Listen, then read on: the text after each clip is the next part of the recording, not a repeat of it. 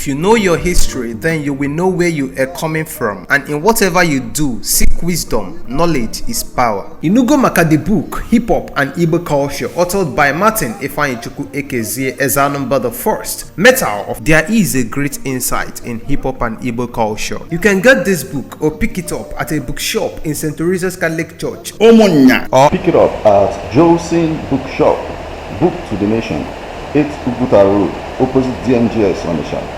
Call 080-3338-2643 or 080-3791-7242. Go to www.amazon.com, search for Hip Hop and Igbo Culture by Martin Iheagwazi Ekezie. For further information on how to get this book, please call 080-3916-7049 or you WhatsApp 080-6579-6599.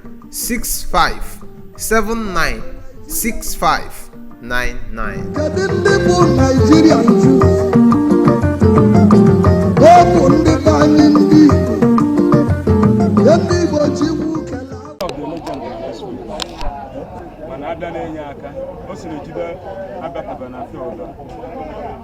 O face we Fegge has. What I said the guy here. Nothing. We producing. No Fegge producing. Onya room we say. Onwa nwage ya na mo for up. Ejide is our son. Over here, play now. I think after us, should come to our age. I think after we should come to our age. I don't beg you anything. Man, I know Obinna Iheagwazi to you. I know Obinna Iheagwazi Walia. What about boss? If you know, until you met your son. No, I don't. This interview about to recall him back. Man, I'm teaching with him. She also got one our Russia boss in media easy. Also, Ejide have our Walia. Also, Ejide make money with football and forget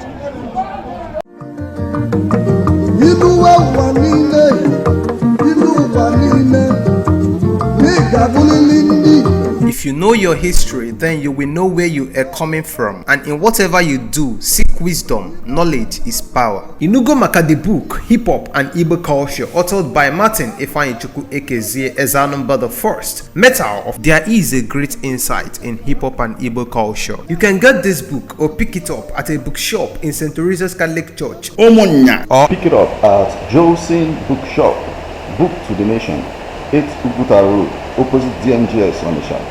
Call 080-3338-2643 or 080-3791-7242. Go to www.amazon.com, search for Hip Hop and Igbo Culture by Martin Iheagwazi Ekezie. For further information on how to get this book, please call 080-3916-7049 or you WhatsApp 080-6579-6599.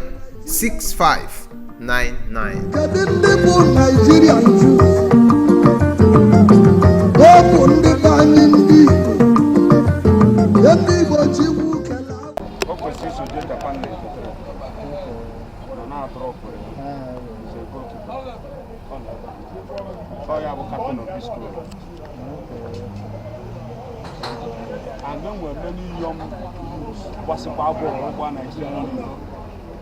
Somebody like fancy and as well. No, she Dubai. Now, football or goalkeeper forward. You have a weightlifter. Bob fancy. Okay. And then when somebody like Ojo around but we go over that. And when they won Nigerian league, no question. My Boba, Mamma, my Boga, and what I shoot, and what color, and what's there. Now, the passing Nigerian league, let's get a part of so, even with such people, I was not figure stars when all stars. Okay, since you bring this association,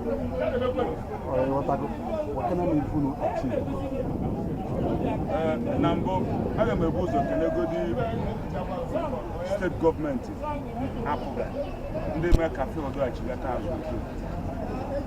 Because ever, I'm up to about a royal secretariat. Then Apoga government Anambra, which let up feel that. I have not feel that in the heart of the town. I wonder Peter. Yes. So I can Apoga government, which let up this school. Mera, I do poverty, all these talents, all these players, and we can get together so that and we can marry your back. Then the people know be a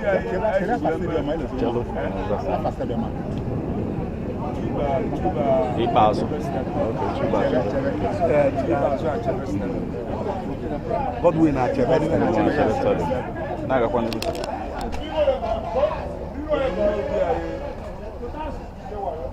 I am very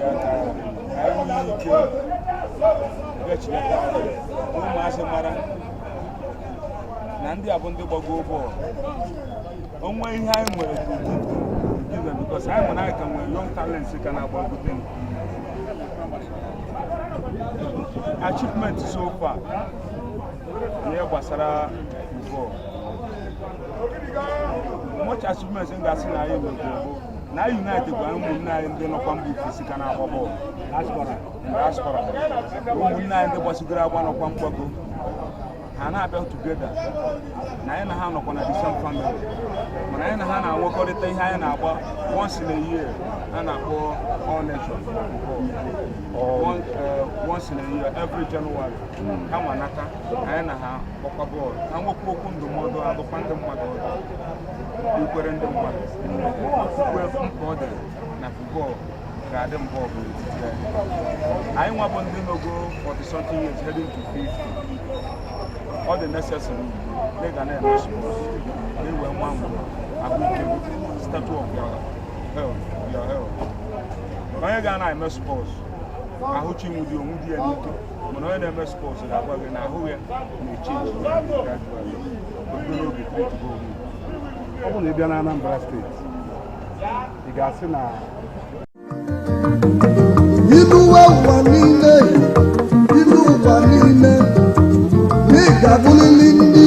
If you know your history, then you will know where you are coming from, and in whatever you do, seek wisdom. Knowledge is power. Inugo maka the book Hip Hop and Igbo Culture, authored by Martin Iheagwazi Ezanumba the First. Metal of there is a great insight in hip hop and Igbo culture. You can get this book or pick it up at a bookshop in St. Teresa's Catholic Church, Omonya, or Pick it up at Josin Bookshop, Book to the Nation, 8 Uguta Road, opposite DMGS on the shop.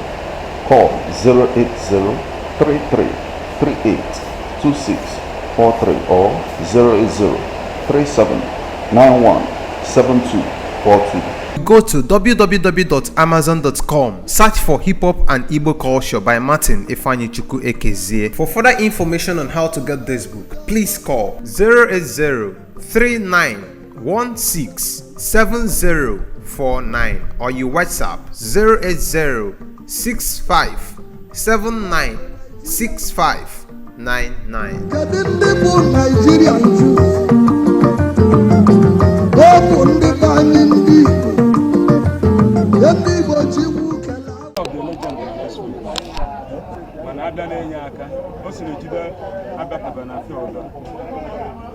First, we pay God's house. What I said, decline here.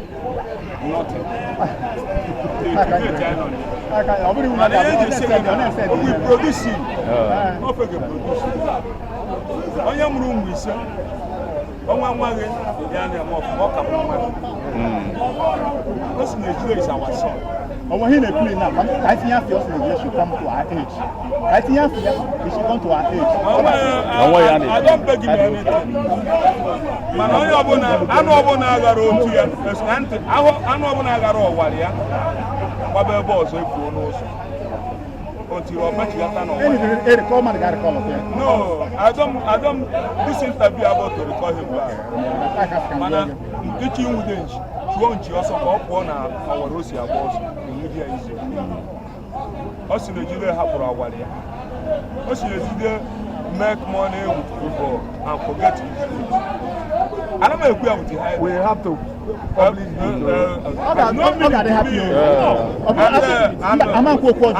the chairman of Fegge All Stars. He has forgotten Excuse me, I'm the chairman of Fegge All Stars. I don't go back on my post. I'm a chief, high chief.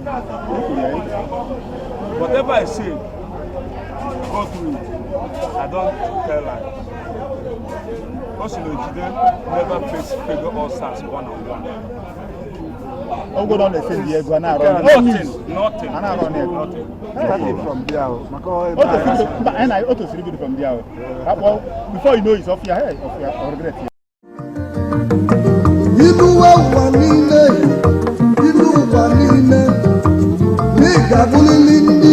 If you know your history, then you will know where you are coming from, and in whatever you do, seek wisdom. Knowledge is power. Inugo maka the book Hip Hop and Igbo Culture, authored by Martin Iheagwazi as our number the first. Metal, there is a great insight in hip hop and Igbo culture. You can get this book or pick it up at a bookshop in St. Teresa's Catholic Church, Omonya, or Pick it up at Josin Bookshop, Book to the Nation, 8 Uguta Road, opposite DMGS on the shop. Call 08033382643 or 08037917242. go to www.amazon.com, search for Hip Hop and Igbo Culture by Martin Iheagwazi. For further information on how to get this book, please call 08039167049 or you WhatsApp 08065796599.